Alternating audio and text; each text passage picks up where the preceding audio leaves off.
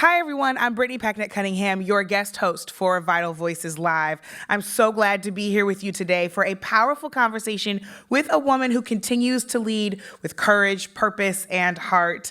Our guest today is a true game changer, and not just on the field of sports, but in how we think about leadership, identity, and purpose.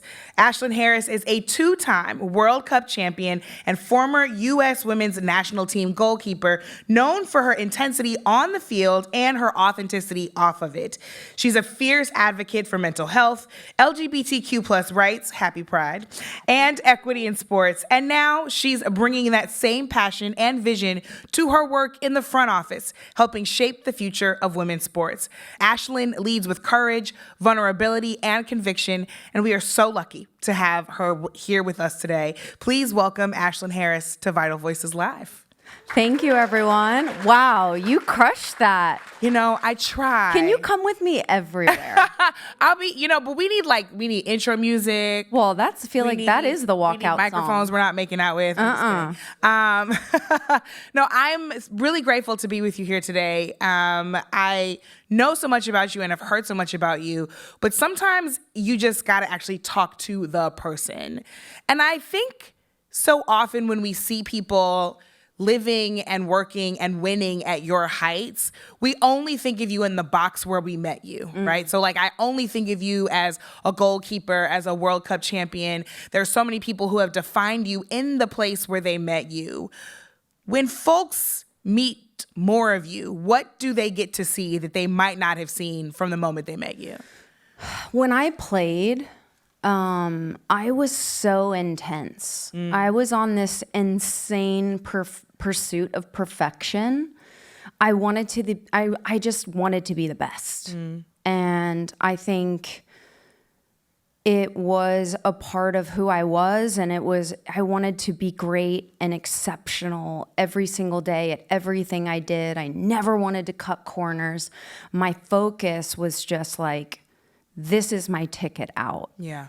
And I think when you meet me off the field or you see me with my children or my partner, I'm so soft and mushy. I think the tattoos and when you see me on the field, I'm barking at people. Okay. That's what it takes to win. Yeah. But I just I have this really big presence because I have to, as a goalkeeper who can see the whole field, who's directing, everything in front of them. But when I'm off the field, I'm actually so gentle and soft. So I think people often think they know me based on what my job was, but I absolutely have no idea. Yeah. Yeah, I can attest to that. I am very soft and I'm sensitive. Yeah, it's beautiful. You said, though, that soccer was your ticket out. Your ticket out of what? Well, I came from a very low-income family. When I was very young, my dad, we were having a 4th of July party with my team, and my coach was on this boat, and the boat started to sink because of bad weather, and all of the boats were flying into the marina. And I come from Florida, so honestly, if you ever been to Florida, it could be 25 seconds and a hurricane shows up. So my dad had to jump off the boat to swim for help because they lost all power. So they were you couldn't even see them. Wow. And my dad was hit by a boat. Very, very dangerous, very bad, cut his sciatic nerve and barely survived. Was in the hospital for a very long time, had to learn to walk again. Lucky that he is even able to use both legs. And it turned my family upside down because my dad was the provider of the family. We went on food stamps. I could see how hard it was for my mother. And she was raising 2 kids alone while trying to help my dad get back on his feet, literally. And it was toxic, and then drugs started coming in and alcohol started to get, introduced. And I was 13 and I was starting to have fake IDs, and I was on the streets, and I was going to clubs out by 95, which wasn't safe for a 13-year-old girl. And finally I was just I need to do better for myself if I ever want to make it. And I stopped doing drugs and I stopped doing all the things, and I started getting letters to colleges. Yeah. And I had a handwritten letter to Harvard, and my family thought that was hilarious. And it was like a running joke that they put on the refrigerator. And I was like, well, I'll show you. Yeah. So I feel like I was always from a young age trying to prove a point. And with that came this undeniable competitive spirit that I was like, okay, no one in my family's ever been to college. No one's ever graduated. No one has had this like serious education or life outside of this really small town. And I was like, I'm going to do it. And it literally was just a trigger that went off in my brain.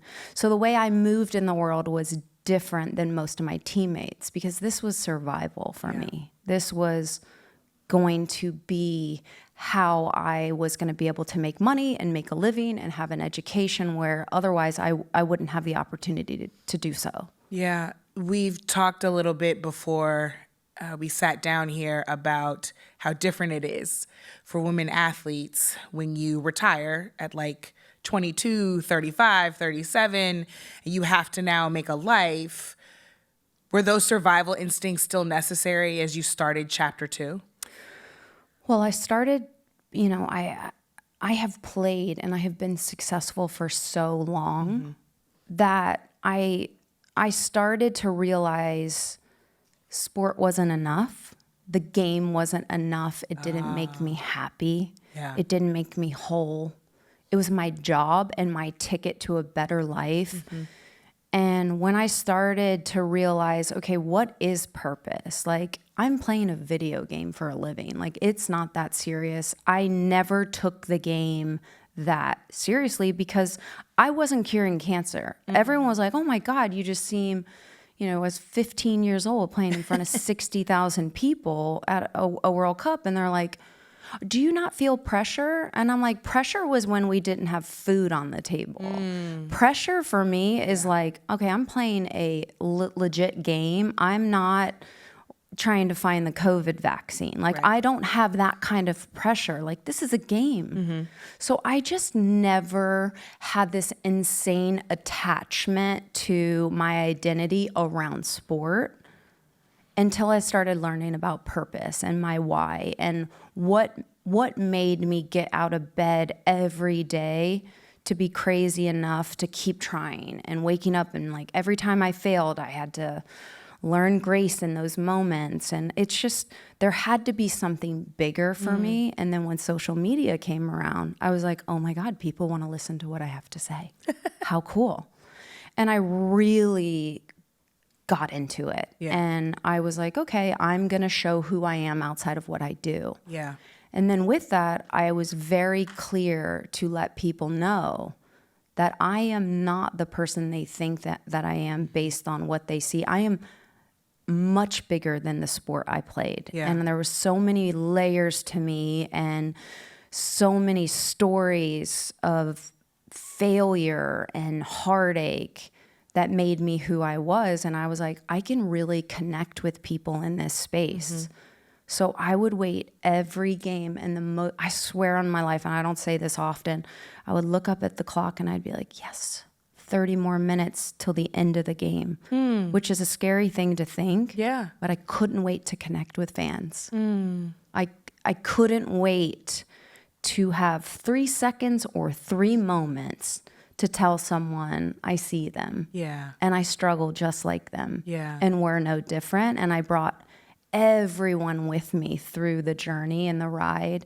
And I became very open with my family and my addiction and my struggles and my mental health, because if I had a microphone in front of my face since the age of 13 and I'm not saying the right things, I'm not showing up and doing my job. And I just I took it to heart, and it became my purpose and it became my why. And it's probably what kept me there for so long. It seems like that moment where you connect with a fan and say, I see you, is you being who you needed when you were younger. Because you said before that you didn't see yourself represented in a lot of spaces. What was that moment where you finally started to see yourself that now gives you that power and purpose to give that to somebody else? Yeah, so when I was growing up, women weren't on TV. Like, I didn't see people who looked like me. I saw, I had one TV in my house, and it was this giant box, that was the size of one of these, and it's just you had the two different dials. I mean, right? I'm not that old, but we had this big ass TV, and my brother and my dad got priority, so I watched a lot of wrestling. Okay. I watched a ton of basketball, Michael Jordan, Shaquille O'Neal, and I always thought I was them. So like when I was playing in the front yard with my brother and all of his friends, I always thought I was a male player. So Yeah. I wanted to dress like it. And I played on my brother's team growing up in every sport. He probably thought I was nuts. But if my brother didn't have to put his hair up, I didn't want to put my hair up. Fair. So yeah, I didn't see representation. I didn't see people like me. So it's hard to even think, even like later on in college, and I still was watching men's soccer to learn and study the game. It was never women on TV. Yeah. So it's a really complex question for me. I thought I was Tony Hawk for half of my childhood. Hello, I'm Who doesn't not love Tony Hawk? I am not Tony Hawk.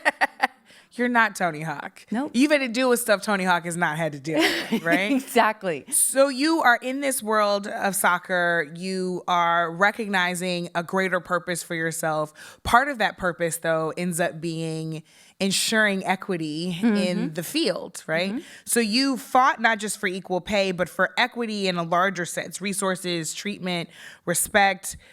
What is the most meaningful win you've had so far? Because I know it's not the last one. No, I mean, when I say this all the time, and I swear on my life, you can ask my partner. I have my World Cup trophies in a Ziploc bag in the back of my closet. Are you kidding me? I swear. If you walked into my house, my kids have no idea I played. Wow. Nope. There is not one when you get on a podcast or you get on a TV and you see all those athletes with all their jerseys hanging up behind them, I'm like, honey, we know. Yeah. You said that's We why know. we're here. We know you won. We know. Move on. It's just not me because I don't tie my worth into medals that collect dust on a shelf. Ooh, My worth is the legacy we leave behind, paving a better future for the younger generation. And with that, we were like, we're treated so unfairly here. And this is never going to change unless we are bullish enough to say, we're done. Yeah. And that's what we did. So when I'm asked this, what's the biggest highlight of your career? It was fighting for equal pay and winning, because it took a long time. It took a lot of money, and it distracted us while we won 2 World Cups. Yeah. Imagine if we just had to focus on our craft. We were still the best team in the world we were spending 15, 20 hours a week sitting down with lawyers after 2-a-days and double days and weightlifting and fitness testing. The last thing I want to do when my body feels like it's going to collapse is go into this, ballroom, because we're on the, in a hotel on the road, and sit with an entire legal team to That you're talk paying about. for. Hell yeah, that came out of our ticket sales. Yeah. So it was relentless. It was everywhere we went, people knew. It blew up. Yeah. And then, Trump was in office during the 2019 World Cup when we were at the height of this lawsuit. And there was a lot of going back and forth, and we weren't invited. Okay, great. Well, we weren't coming anyways. It just was this bully mentality, and it was scary because it was okay, are we ruffling too many feathers? Is this going to cost me my job? And then what we realized is how many people got behind it. And I think the highlight of my career, I will never forget as long as I live, is in the 2019 Women's World Cup. We were playing in France. And at a certain point in every game, if anyone has ever been to a U.S. women's national team game, you hear USA, USA. And it just 60,000 plus people start chanting it. In a foreign country, in like the 20-something minute, they started screaming equal pay, equal pay. The heads of FIFA were there. The heads of U.S. soccer were there. And everyone was watching. Because everyone watches women's sports. Because everyone watches women. I have chills now. In that moment, when I looked around, I was like, this was the legacy I was looking for. Wow. It wasn't about winning or losing.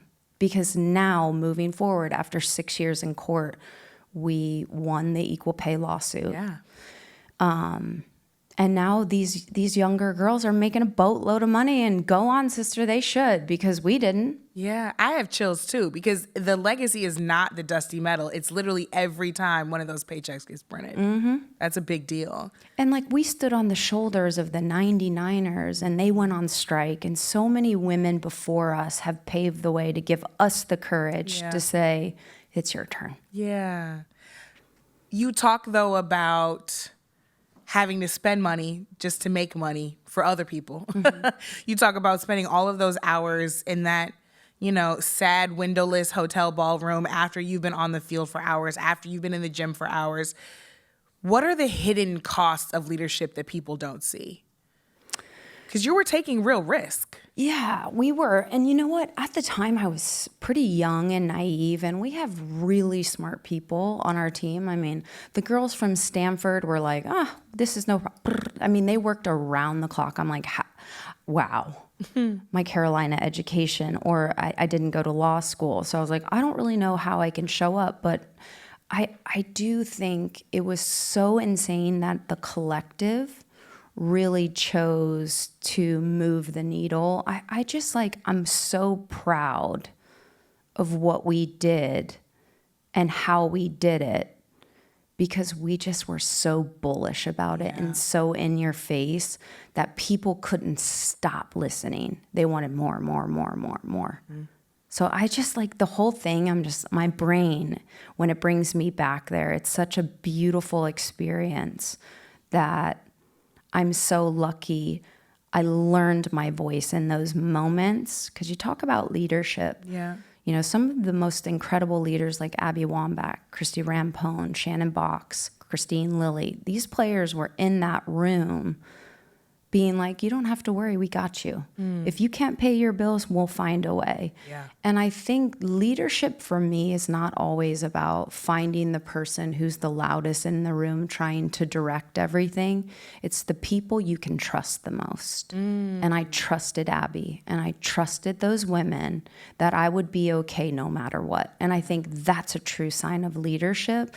And even when maybe I didn't know my voice yet, and I was like, ooh, I don't know if I could really step up and say the things that I need to say to direct the group in the way they do.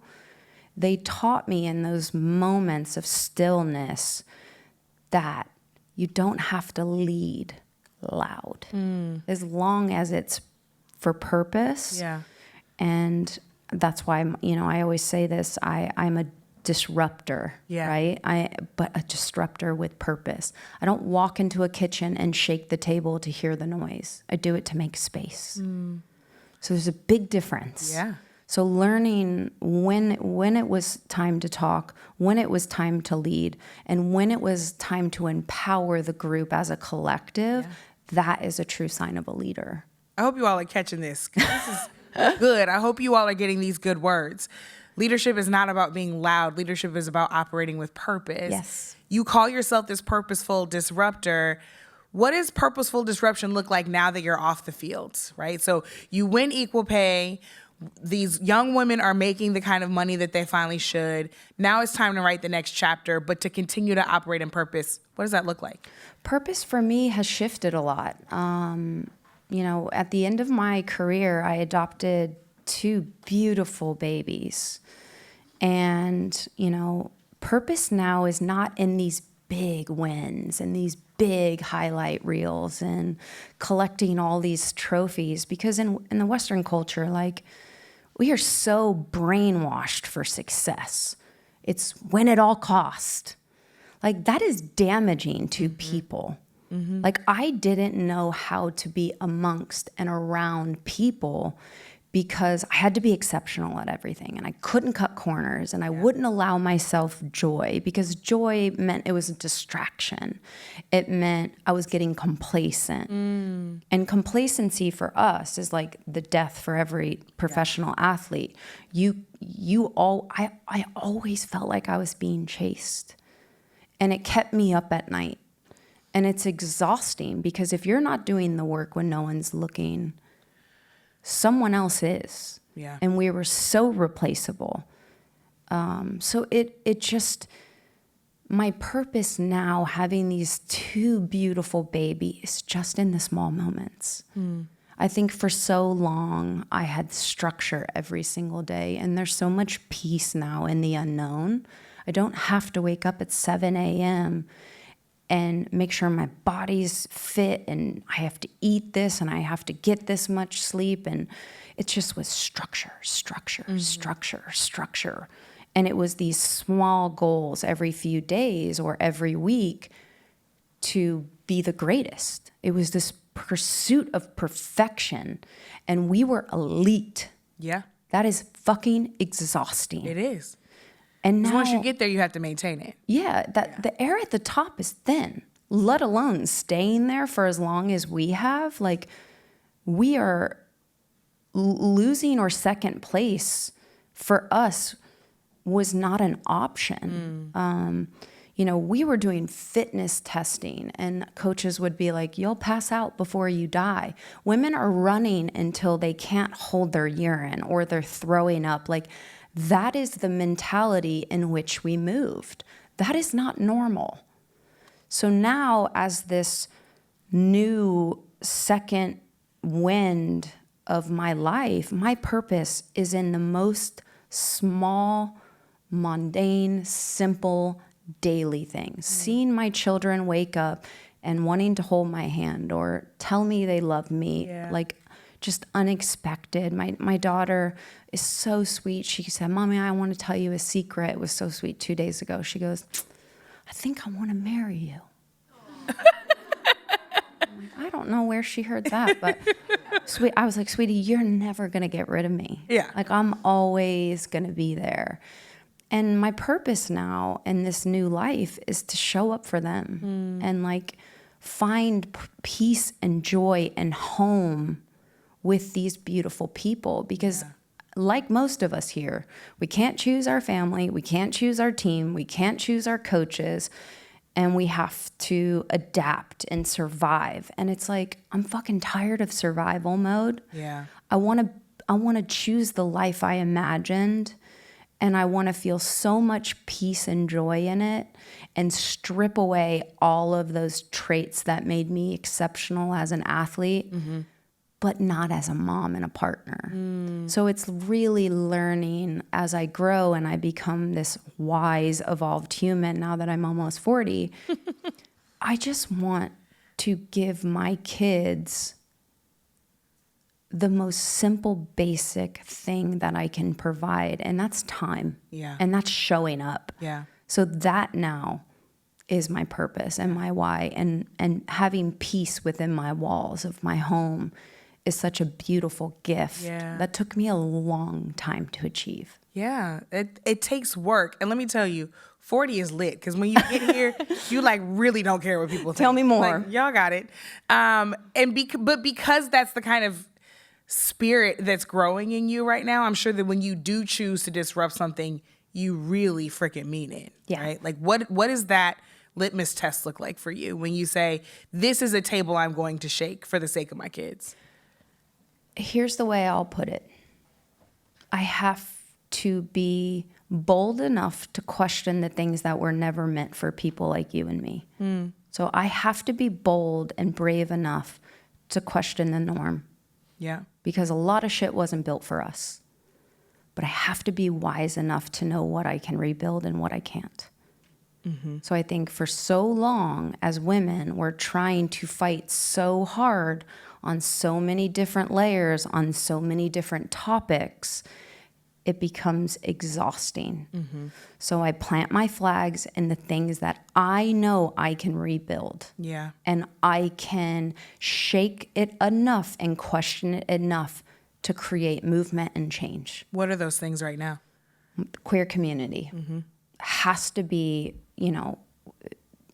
our rights every single day are in jeopardy, and our community is being targeted at an alarming rate. That matters to me. Everything I do when I lead and walk into a room is making sure everyone feels safe and seen. And that is human rights. That is not queer rights. That is not women's rights. That is just human rights. And also dropping the rope and being vulnerable enough to say, I am a very flawed human. I am not perfect. I sit here and I have the cameras and I have the spotlight and I have this platform. I do not always get it right, but I'm perfectly flawed the way I'm supposed to be, and I'm always studying and learning to be better. And with that, there needs to be a little bit of grace. So I am open about mental health because it is a dark time where it's hard to see the light, or it's hard to feel community when everything is so fragmented. But I have to talk about it to give it the room it needs to bring people in, because I am a fucking connector at my core. That is my life committing. Like, I want to commit to connecting and making space for all women. And I have a really, really serious obligation now adopting 2 Black and brown children and trying to pave the way as a queer mom of what this is going to look like to make sure my family's safe. And we get the same rights as everyone else. When people step up to disrupt, it's often because they've been disrupted in some way, shape, or form, right? That thing that molds you to say, I can't take this the way it is, so I have to be engaged in building what it should be. What's one of those disruptive moments for you? I don't think that there's really a moment. I think it's life experiences. I haven't had the white picket fence and this perfect, Sunday family dinners we all go back to. Like, I didn't. Most of us didn't. Okay. People were pretending. Yeah. Okay. Yeah. Like, I just didn't have that life. And I think we always fight so hard for what we don't have. Yeah. And I think we weirdly try to overcorrect, and I do that with my children. So it's like, it's a really weird, it's ever changing for me, right? Because things are happening so quick in real time. At the end of the day, I can just be me. Yeah. That's it. Like, I'm not out here trying to do it all, save it all. Like, I also have to protect the peace of my children, my partner, my family. So I can't just be out there flying off the handles 24/7, just being this crazy human that shakes the dust everywhere. It's like I have to really be mindful and wise and pick and choose the things that are for me, and the ones that are not, I have to let go. But there's never been like one incident where I'm like, oh my God, like, this is the moment. This is where I need to disrupt everything. I think that's like kind of hectic and hard, especially now living in the landscape of social media. Like, I am feeling crazy all the time with social media. Yeah. People are so unhinged. Nothing is factual. Everyone is mean. Everyone is targeting everyone. It's like a cesspool of just shitty people. Even Threads got mean. Yeah, It was so and nice for I'm a just second. like, I just like want to be like, do you guys feel good? Does it feel good? Yeah. Like, it's really hard for me. And there's so many young kids out there struggling. And I'm like, well, no wonder. Yeah. I'm an adult, and I am attacked and targeted 24/7 on online stuff, even if I walk into a stadium, because I have always lived loud and openly and unapologetic, and people just don't like it. Yeah. Because I find this with the queer community. I find that most people are so envious of the way we live out loud Yeah. that they want to shame us to make us fall in line again and be quiet. Right. And I'm just like, I'm just not going to do that. You know what I'm not going to carry? The expectation of you and the approval you're trying to put on my back by clowning me in front of everyone or writing these hateful, you don't even know me. Mm-hmm. Mm-hmm. And it's hard to keep showing up and pulling your boots up and fighting for the queer community and fighting for women's sports. And every turn, someone has something so nasty to say. Yeah. It's exhausting. But that also means you're doing something right. That's right. That's right. As you're building that world, there are a lot of unsexy moments and challenging times. In the midst of all of that, is there a conversation kind of over the next, say, 5 years that you find yourself engaging in that you one day want your daughter to hear? Your daughter who wants to be with you forever. I know. I am very, it is so important for me to tell my daughter every single day how we have rules in the house, and kindness is currency is one of them. And kindness is contagious. And we are always talking about, I think so often as a parent, like you tell your kids, no, you can't do that, or no, no, no, no. They hear no all the time. And that's why one of their first words is always no. Right.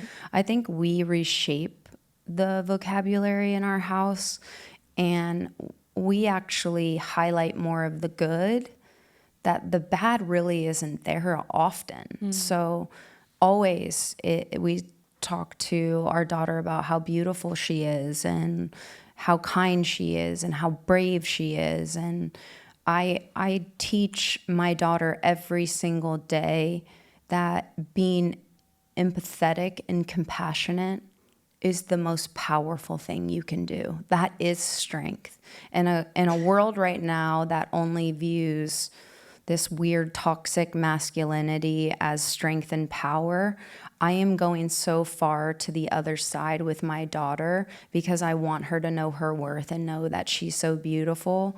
And me and my partner before bed, we always are like, but I want to put them to bed. But no, and we like, it's a cute little, like we fight over who gets to put the kids to bed or who gets to read the story, because I want them to know that they are so loved exactly the way they are. They don't have to seek approval from outside factors, and that's why I know, depending on who my daughter decides to date later down the road, like she's already been taken care of, and she already knows she's enough. So it's going to be, the bar is high, so good luck. Yeah. She's not going to be just like out here like, well, maybe you're good enough, we'll see. No. Not going to happen. I imagine that the extreme other end of the spectrum with which you're raising your daughter, right, that to really know compassion and empathy is the same way you're approaching raising your son, especially knowing that the world is going to try to socialize him toward that toxic masculinity. How has that been? Are you finding that you're parenting them a bit differently, knowing what is waiting for him in the world? No, I'm not. Yeah. I think that's where we make the biggest mistake, is we parent our children differently, which makes them feel that they have different levels of worth based on the way they show up. Like my daughter, if we go put a tutu on my daughter, I put one on my son. If my daughter wants to put her little play makeup on, I put it on Ocean. If she wants her nails done and Ocean wants his nails done, like they are equals in my home. There is not, oh, you can't do that because that's for the girls, or you can't do that because that's dangerous and only for the boys. Like that vocabulary does not exist in our house. The greatest gift I can give to my children is let them know that they are both equal and that they both deserve the same amount of space and kindness and care. And I think that is the mentality my parents raised me with my brother, that I was no different than him. So now I grew up with this bullish personality, being like, I played on boys' sports teams till I was 15. My high school team, I played with the boys' soccer team. I just didn't think it was weird because that's the way I was raised. Yeah. What's the kind of work that you had to do for yourself in preparing to parent in a multiracial household? I took, I did a little more than most people. I don't know what I don't know. Mm-hmm. And I, sat down with a lot of friends, and I sat down and I asked about how they raise their children, and I need help, and I don't know what I don't know. And please, show up and tell me if I'm not doing something that's feels correct, or if my daughter's hair looks like shit, just tell me. Tell me what product you're using. I'm an open book. Oh, we gonna tell you. Okay. But I took a diversity class.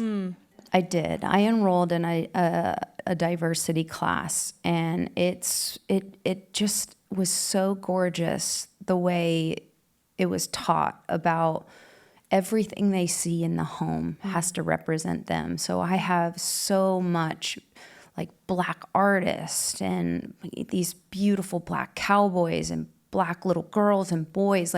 There's so much diversity in what they see, their teachers. It matters what school they go to. It matters, what places I put them in where they can see themselves, what type of food I feed them.